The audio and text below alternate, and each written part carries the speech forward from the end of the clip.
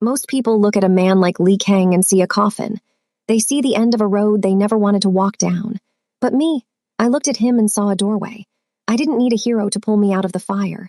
I needed the fire itself to stand still long enough for me to use its light. I sat across from him on that empty blue line train, my backpack heavy with everything I had left in this world, and I didn't ask him for $1.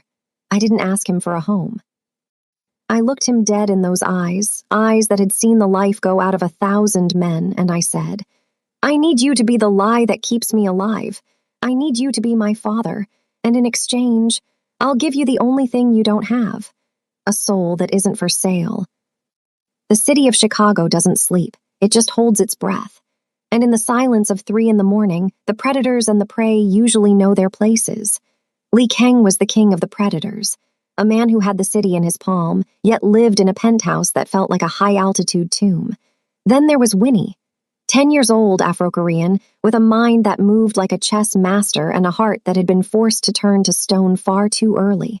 Her mother was gone. The lawyers were circling like vultures, and the foster system was a mouth waiting to swallow her whole. She didn't want a daddy, she wanted a partner. This isn't a story about a girl being rescued. It's a story about 2 people who realize that being alone is a choice, and being together, well, that's a strategy that just might change the world. Sit tight, hit the subscribe button, and stay tuned as we dig deep into the story. More especially, drop your city in the comments. Now, let's go deep into the genesis of the story. The train car smelled like damp wool and ozone, a sharp, metallic scent that always reminded Winnie of the hospital hallways she'd spent the last month in. She adjusted the strap of her bag, feeling the weight of her mother's old film camera against her ribs. It was her anchor. Across from her sat a man who looked like he had been carved out of the very shadows filling the corners of the subway. Li Kang didn't look like a mob boss. He didn't wear flashy gold or loud suits. He wore a charcoal overcoat that cost more than a year of rent in Winnie's old neighborhood. His hands were folded over a cane topped with a simple silver bird, and his eyes, they weren't mean. They were just empty, like a house where the power had been cut off years ago. You've been following me for 3 stops. Lee's voice was a low rasp, like tires on gravel. He didn't even look up at her. That's a dangerous habit for a child, especially at this hour. Winnie didn't flinch. She'd seen worse things than a man in a suit. She'd seen the light go out of her mother's eyes while a nurse checked a watch. Dangerous is a relative term, Mr. Kang, she said, her voice steady. I think it's more dangerous that your security detail didn't notice me get on at 47th Street.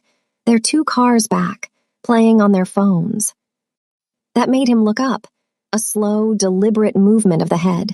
He studied her, really studied her. He saw the dark curls of her hair, the bronze of her skin, and the unmistakable Korean shape of her eyes that mirrored his own in their lack of fear. You know my name, Lee remarked, his interest piqued despite himself. And you know my men. Who are you? My name is Winnie, she said, moving to the seat directly across from him. The train lurched, but she stayed upright. And I'm here because I have a problem that only a man with your specific lack of a conscience can solve. Lee almost smiled. It was a ghost of a gesture. A 10-year-old girl talking about conscience. Go home, Winnie. Whatever you're looking for, I don't give to charity. I'm not asking for charity, Winnie snapped, her eyes flashing. I'm asking for a business arrangement. My mother is dead. She left me an estate, a gallery, a house, and a legacy, but I'm a minor. The state wants to put me in a group home while they manage my assets, which is just a fancy way of saying they're going to steal everything she worked for. I need a legal guardian, someone whose name carries enough weight to shut the courts up, someone who doesn't want to love me, but just wants a clean image for the press. Li Kang leaned back.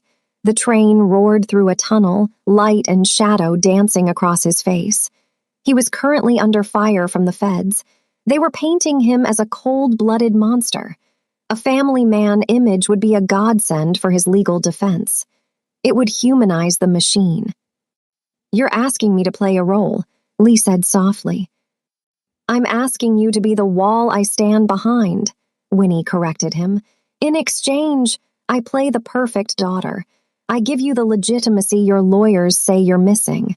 We don't have to be friends. We just have to be a team." Li Kang looked at the small girl. She wasn't crying. She wasn't begging. She was negotiating. For the first time in a decade, Li felt a spark of something other than boredom. "And if I say no?" Winnie looked out the window at the passing darkness. "Then the city wins. And it's been winning for a long time, hasn't it, Mr. Kang?" The train pulled into the station. Lee stood up, his cane tapping once against the floor. He looked down at her.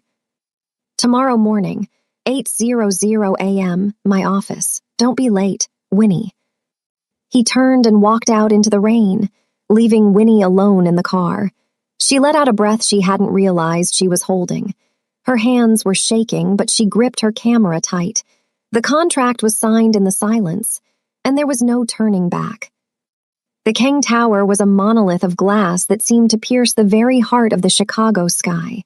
It was cold, efficient, and smelled like expensive air. When Winnie walked through the lobby, she felt the stares. A small black girl in scuffed sneakers and a faded hoodie didn't belong in a place that looked like it was built for gods and accountants. She was escorted to the top floor by a man named Nam. He was one of the guards she'd called out on the train. He didn't look at his phone this time. He looked at her like she was a ticking bomb. "The boss is expecting you," Nam said, opening the heavy oak doors. Li Kang wasn't behind a desk. He was standing by a floor-to-ceiling window, looking out at the city he owned. He didn't turn around when she entered. "Sit down, Winnie." She sat.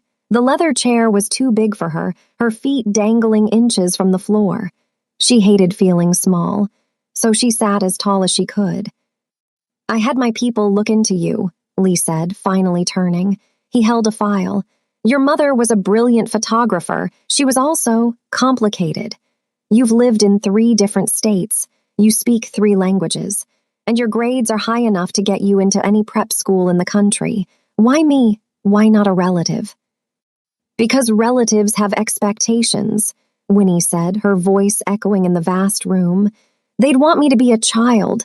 They'd want to tell me how to grieve. You don't care how I feel. You just care if I show up on time. I like that." Lee set the file down. "There are rules. If we do this, you are under my protection, but you are also under my thumb. You go where I tell you. You say what I tell you. In public, you are the light of my life, the daughter of a long-lost flame.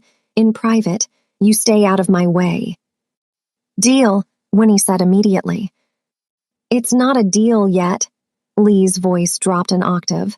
"If you betray the secrets of this house, if you ever use my name to do something I didn't authorize, the protection ends, and the city is a very cold place for a little girl. Do you understand?" Winnie stood up. She walked over to the window, standing a few feet away from the man who was now, legally, her world. "I've been cold my whole life, Mr. Kang. You're just the first person who's been honest about the temperature." Lee looked down at her. For a fleeting second, he saw something in her expression that reminded him of a mirror. A reflection of a boy who had to grow up in the back alleys of Seoul with nothing but his wits and a blade. "Nam," Lee barked. The guard appeared instantly. "Get her a room, get her a wardrobe, nothing flashy, just quality, and get the lawyers on the phone.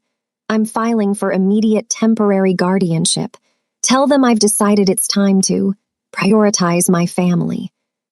As Winnie was led away, she didn't look back. She didn't feel relief. She felt the weight of the new armor she'd just put on. She was no longer a ward of the state. She was a Kang, and she knew that in this city. That name was both a shield and a target. The gala was a sea of silk, champagne, and whispers. The elite of Chicago were gathered to celebrate the opening of a new wing at the Art Institute, a wing Li Kang had donated as part of his image cleaning initiative. Winnie stood in front of a mirror in her new room. She wore a simple black velvet dress with a white lace collar. It felt like a costume. She touched the small gold locket around her neck, the only thing Lee had given her that felt fatherly, even if it was just for the cameras. "You look like a porcelain doll," a voice said from the doorway. It was Lee. He was in a tuxedo, looking more like a king than a businessman. He looked at Winnie, and for a second his gaze softened. Just a fraction. "Don't get used to it," Winnie whispered. "I'm still the girl from the train." "Good," Lee said, walking toward her. "The girl from the train knows how to survive. The doll just gets broken. Remember, tonight is a performance. There will be people who hate me. They will try to be nice to you to get to me. They will ask about your mother. They will ask where you've been." "I know the script," Winnie interrupted. "I'm the daughter of your one true regret, the girl you found after it was almost too late. I'm the reason you're changing your ways." Lee nodded. "You're smart, maybe too smart." When they arrived at the gala, the cameras were a physical force. The flashes felt like lightning. Lee stepped out of the car first, then reached back. He held his hand out to Winnie. She hesitated. Her heart was hammering against her ribs like a trapped bird. This was the moment. If she took his hand, she was part of his world. She was part of the blood and the shadows. She took it. His hand was large, warm, and steady as a rock. As they walked up the red carpet, the reporters swarmed. "Mr. Kang, who is the girl? Is it true she's your daughter? Lee, look this way." Lee didn't stop. He didn't answer. He just kept his hand firmly on Winnie's shoulder, guiding her through the chaos. They reached the top of the stairs, and a man in a white suit, a rival named Morty, blocked their path. "Lee, I didn't know you." Taken up. "Babysitting." Morty sneered, his eyes sliding over Winnie with a look that made her skin crawl. Lee's grip on Winnie's shoulder tightened, not in fear, but in a warning. "She isn't a guest, Morty. She's a Kang. You should learn the difference before you speak to her again." The air between the two men turned freezing. Winnie felt the tension. She saw the way Lee's men moved in the periphery, hands shifting under their jackets. This wasn't a party. It was a battlefield. Winnie stepped forward, just an inch. "It's nice to meet you, Mr. Morty," she said, her voice sweet but her eyes cold as ice. "I've heard so much about your struggling, shipping business. My father says you're a man who really knows how to sink." The silence that followed was deafening. Lee Kang actually let out a short, sharp bark of a laugh. Morty turned purple, but he couldn't do anything. Not here, not in front of the cameras. As they walked away, Lee leaned down, his voice a whisper near Winnie's ear. "That wasn't in the script." "No," Winnie whispered back, a small, genuine smirk tugging at her lips. "That was a bonus." In that moment, under the glittering lights of the museum, the arrangement shifted. They weren't just pretending anymore. They were starting to enjoy the game. The penthouse felt different after the gala. The silence was no longer empty. It was heavy with the things they hadn't said. Lee Kang sat in his study, the city lights reflecting off the dark wood of his desk like distant, dying stars. He was looking at a digital map of the docks, but his mind kept drifting back to the way Winnie had dismantled Morty with a single sentence. She was a weapon. He'd realized that now. But she was a weapon he hadn't forged, and that made her unpredictable. A soft knock came at the door. It wasn't the heavy, rhythmic thud of Nam or his guards. It was light, hesitant. "Enter," Lee said, not looking up. Winnie walked in, still wearing her oversized hoodie, her camera bag slung over her shoulder. She looked smaller in the vastness of the study, but her presence seemed to fill the room. She didn't say anything at first. She just walked to the bookshelf and ran her fingers over the spines of the leather-bound books. "You have a lot of books about war," she observed. "Sun Tzu, Clausewitz, The Prince. Do you actually read them, or are they just for show?" Lee leaned back, crossing his arms. "In my world, Winnie, there is no difference between what is real and what is for show. If people think you are a scholar of war, they treat you like a general. If they think you are a monster, they stay out of the dark."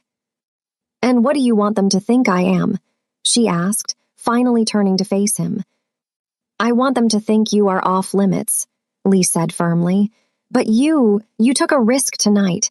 You insulted a man who would kill a priest for a nickel. Why? Winnie walked to the desk, placing her camera on the edge. Because he looked at you like you were old, like you were losing your grip. And if you lose your grip, the contract of presence is worthless. I wasn't defending you, Mr. Kang. I was defending my investment. Lee stared at her for a long time. Most people lied to him. They flattered him or they trembled. This child spoke to him like a partner. It was unsettling and strangely refreshing. I see, Lee murmured. Then as partners, we should discuss the next phase. The feds are moving faster than I anticipated. They're looking into the charitable foundation I set up in your mother's name. They want to see if it's a shell for money laundering. Tomorrow, a social worker is coming to interview us. Her name is Mrs. Gable. She's been doing this for 30 years. She can smell a lie before you even open your mouth. Winnie nodded, her expression becoming professional. Then we don't lie. We just change the context. If she asks why I'm here, I'll tell her the truth. That I'm here because nobody else in this city was strong enough to keep me. And if she asks about our relationship, Lee asked, his voice softening just a fraction. Winnie looked at the floor. I'll tell her you're like the weather, unpredictable, cold, and impossible to ignore. But at least when it's raining, you know where you stand. She turned to leave but stopped at the door. Mr. Kang. Yes. My mother always said, the most dangerous people aren't the ones who scream. They're the ones who whisper while everyone else is shouting. You whisper very well. She disappeared into the hallway, leaving Lee alone with his shadows. He looked down at the camera she'd left on his desk. He picked it up. It was old, a Leica from the 80s. He looked through the viewfinder and saw the city distorted, framed, and suddenly very fragile. Mrs. Gable was a woman made of gray wool and sharp spectacles. She sat in the living room of the penthouse, looking at the minimalist furniture and the expensive art like she was inspecting a crime scene. Winnie sat on the sofa next to Lee. For the first time, they were touching, not because they wanted to, but because the script demanded it. Lee's arm was draped over the back of the sofa, his fingers occasionally brushing Winnie's shoulder. To anyone watching, it looked like a protective, paternal gesture. To Winnie, it felt like being leaned on by a mountain. Mr. Kang, Mrs. Gable began, her pen hovering over a clipboard. Your history is colorful, to say the least. You've spent the better part of your life avoiding the spotlight. And now, suddenly, you're the guardian of a 10-year-old girl with a very significant inheritance. You can see why the state is concerned. Lee didn't blink. The state is concerned with numbers, Mrs. Gable. I am concerned with legacy. Winnie's mother was, someone I respected. In our world, respect is a debt that must be paid. I am simply paying it. And you, Winnie, Mrs. Gable turned her sharp gaze to the girl. How do you feel about this arrangement? You've lost so much in such a short time. Do you feel safe here? Winnie looked at Lee, then back at the social worker. She didn't answer right away. She let the silence stretch, adding a touch of childlike hesitation that she knew would play well. Safe, Winnie whispered. I don't think anyone is ever really safe, Mrs. Gable.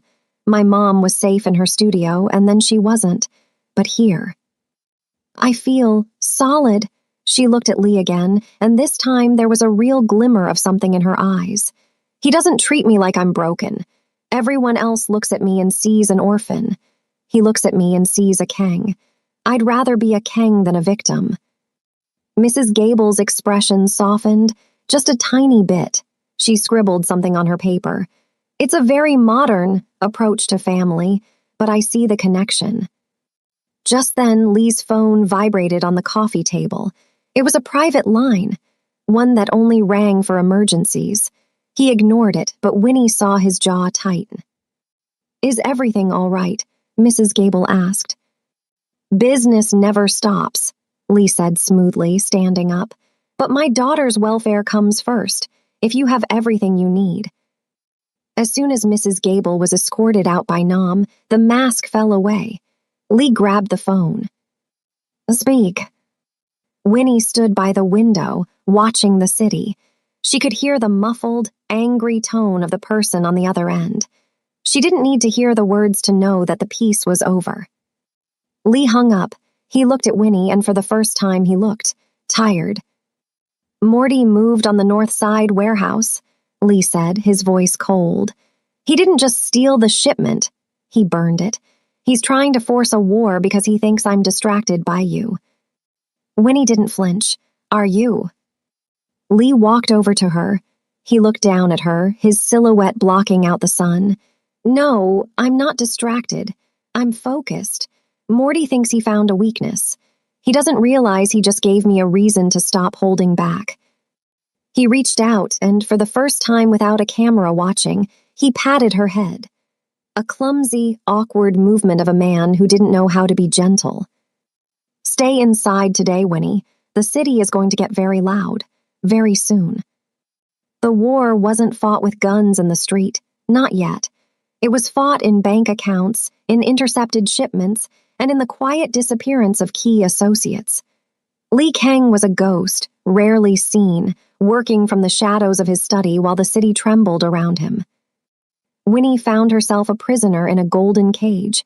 She spent her days wandering the penthouse, taking photos of the shadows. She took pictures of the way the light hit the dust motes, the way the ice melted in Lee's forgotten glass of scotch, the way the guards stood like statues outside her door. She was beginning to realize that Lee Kang's power wasn't a gift. It was a burden.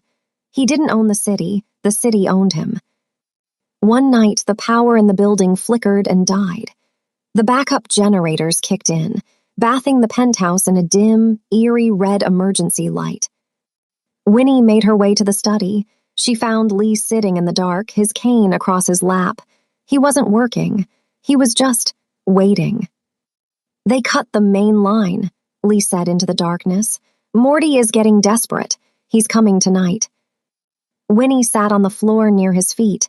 She didn't feel afraid. What do we do? Lee looked down at her in the red light. There is no we in this, Winnie. I have a car waiting in the basement. Nam will take you to a safe house in Michigan. The guardianship papers are in your bag, if I don't make it. The lawyers have instructions to ensure your assets are protected. Winnie felt a sharp, cold pang in her chest. It wasn't the plan. They were supposed to be a team. No, she said, her voice small but fierce. Winnie, this isn't a game. I know it's not. She stood up, her eyes bright with a sudden, hot anger. You told me I was a Kang. You told me we were a pack. You can't just send me away because it's getting hard. That's what everyone else does. They leave. They die or they leave. Lee stood up, his height towering over her. I am trying to keep you alive. I've been alive, she shouted back, her voice echoing off the glass. I want to be part of something. I don't want your money, Lee. I don't want the gallery. I want to know that for once in my life. When things get bad, someone stays. The silence that followed was heavy. Lee Kang looked at the girl, this small, fierce girl who was more like him than anyone he had ever known. He saw the loneliness in her that mirrored his own, a loneliness that no amount of power or money could ever fill. Outside, the sound of tires screeching and glass breaking echoed from the street below. Morty was here. Lee looked at the door, then back at Winnie. He reached out and gripped her hand. His palm was rough, scarred, and solid. You want to stay? He asked, his voice a low growl. Yes, she whispered. Then pick up your camera, Winnie, Lee said, his eyes finally catching the light. If we're going to do this, we're going to show this city exactly what happens when you try to break a Kang. He didn't send her to the basement. He walked to the door, pulled a heavy, matte black pistol from his desk, and stood between Winnie and the world. The contract of presence was over. The choice, the real, terrifying choice to be a father, had finally begun. The elevator didn't just stop. It groaned. A mechanical scream that echoed through the vents as Morty's men cut the cables to the secondary lift. The penthouse was a fortress, but even a fortress can become a tomb if you don't know the exits. Li Kang didn't move like a man in a panic. He moved like a clock, precise, ticking down the seconds until the inevitable. He stood in the center of the foyer, his charcoal overcoat open, his hand steady on the silver-topped cane, but his other hand, the one holding the cold steel of his weapon, stayed low, hidden from Winnie's direct line of sight. "Nam, report," Lee said into his earpiece. Silence, then a burst of static. "They're in the stairwell, boss. Sector 4 is compromised. I'm pinned." Winnie was standing by the mahogany sideboard, her Leica camera gripped so tight her knuckles were the color of salt. She wasn't hiding under a table. She wasn't crying. She was watching the monitors. The grainy, red-tinted security feeds that showed shadows moving like sharks through the lower halls. "They're using the service vents," Winnie whispered. Her voice was steady, a sharp contrast to the chaos outside. "Lee, look at camera 6.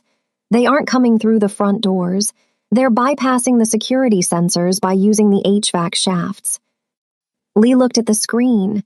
A small, 10-year-old girl had just spotted the tactical flaw his veteran guards had missed. He felt a surge of something, not pride, not yet, but a grim recognition. She saw the world in patterns, just like he did. "If they get into the vents, they can drop gas," Lee muttered. He looked at Winnie. "Can you get to the override? The control room is in the kitchen pantry. It's a small crawl space. I'm too large to fit. And Nam is trapped." Winnie didn't hesitate. She didn't ask if it was safe. She knew it wasn't. "What do I do?" "Go to the panel. Cut the oxygen flow to the central shaft. It will trigger the fire suppressant system. It'll dump nitrogen into the vents. It won't kill them, but they won't be able to breathe well enough to aim a gun." Winnie nodded once. She dropped her camera bag and scrambled toward the kitchen. As she crawled into the narrow, dark space behind the pantry, the sounds of gunfire began to erupt from the main hallway. Pop, pop, pop, pop. The rhythmic sound of death knocking on the door. Winnie's hands were shaking as she found the panel. It was a maze of wires and old switches. "Lee, there are 3 red levers. Which one?" "The one marked System Alpha." Lee's voice came through the open door, calm despite the crashing sound of the foyer doors being kicked in. "Do it now, Winnie, and stay down, no matter what you hear. Do not come out until I call your name." Winnie pulled the lever. A massive hiss erupted through the walls like a giant serpent exhaling. Below her, she heard coughing, muffled shouts, and then the heavy thud of Lee's cane hitting the marble floor. She stayed in the dark, breathing in the scent of dust and old copper. She heard voices, Morty's voice. "Where is she, Kang? Where's the little brat? Give her to me, and maybe I'll let you die with your dignity." "She isn't here, Morty." Lee's voice was like ice. "She's already gone. You're chasing a ghost. And you've walked right into a graveyard." A shot rang out. Winnie bit her lip so hard she tasted blood. She didn't scream. She waited, because she was a Kang, and a Kang doesn't break. The aftermath was a blur of blue lights and hushed conversations. The penthouse was a wreck, glass everywhere, the smell of cordite thick in the air. Morty was gone, hauled away in a body bag after a failed home invasion that the police would conveniently overlook once the right envelopes were delivered. Li Kang sat on the edge of the sofa. His shirt was torn, and a bandage was wrapped around his upper arm where a graze had turned the white fabric crimson. He looked older. The fire in his eyes had dimmed to a smolder. Winnie stood by the window. She was holding her camera again. She had taken a photo of the wreckage. A photo of the silver bird on Lee's cane, lying in a pool of shadow. "The car is ready, Winnie," Lee said. His voice was thin. "The feds are going to use this.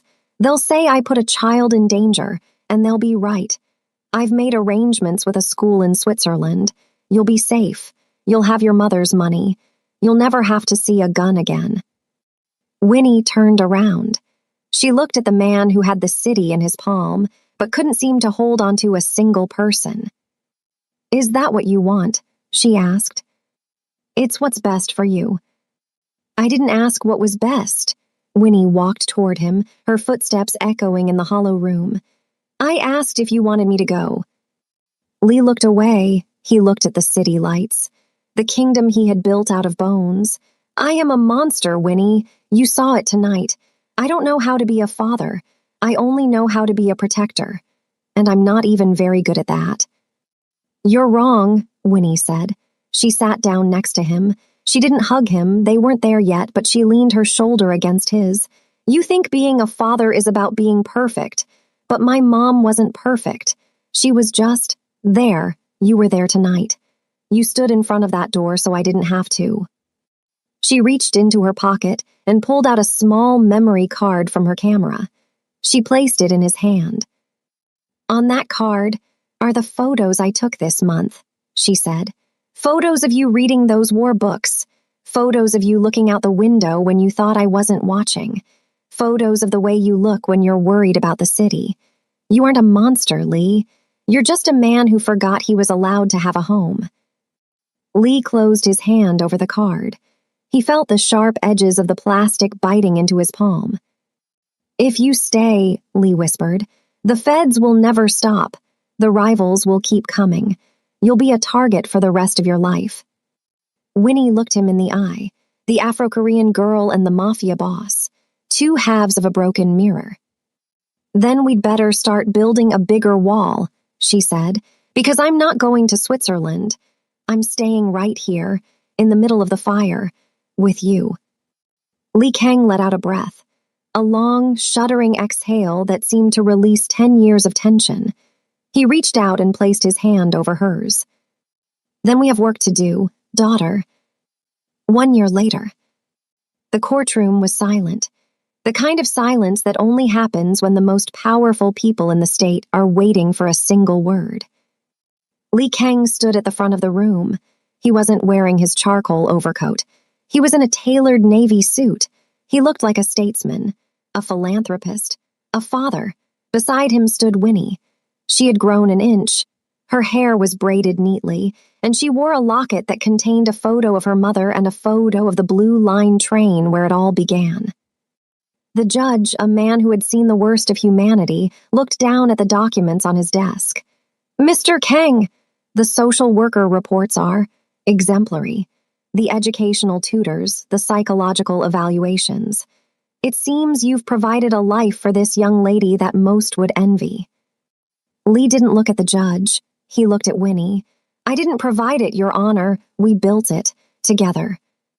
"And Winnie," the judge asked, "is it your wish to legally become a member of the Kang family, to take the name, to remain in this guardianship permanently?" Winnie stepped forward. She didn't look at the reporters in the back. She didn't look at the lawyers. She looked at Lee. "A year ago, I made a deal." Winnie's voice was clear, resonant. It filled the courtroom. "I thought I was buying a shield. I thought I was hearing a man to stand in a chair and look like a dad, but you can't buy what we have. You can't contract the way someone looks at you when you're scared, or the way they teach you to find your own strength. My name is Winnie Kang, and I'm already home." The judge smiled, a rare, genuine thing, and brought the gavel down. Crack. As they walked out of the courthouse, the sun was shining off the Chicago skyline. It was a new day. A different kind of power was rising. Lee Kang didn't have the city in his palm anymore. He had something much smaller and much more important. He held Winnie's hand as they walked down the steps. "So," Lee said, a hint of wit in his voice, "now that it's official, what's the first order of business, partner?" Winnie pulled her camera from her bag and aimed it at the skyline. She framed the sun, the tall buildings, and the man standing beside her. "The first order of business," she smirked. "I think it's time we bought that shipping company Morty used to own. I have some ideas for the gallery, and I think the Kang name could use a little more color." Lee laughed, a real deep sound that startled the pigeons on the sidewalk. They walked into the crowd, two people who had started as a strategy and ended as a soul. The city was still cold. It was still dangerous. But for the first time, neither of them was walking through it alone. They were a family, by choice, by blood, and by the unbreakable contract of the heart. Do you love this story? I believe you did. Now, click on the subscribe button to subscribe and also drop in the comments your current city.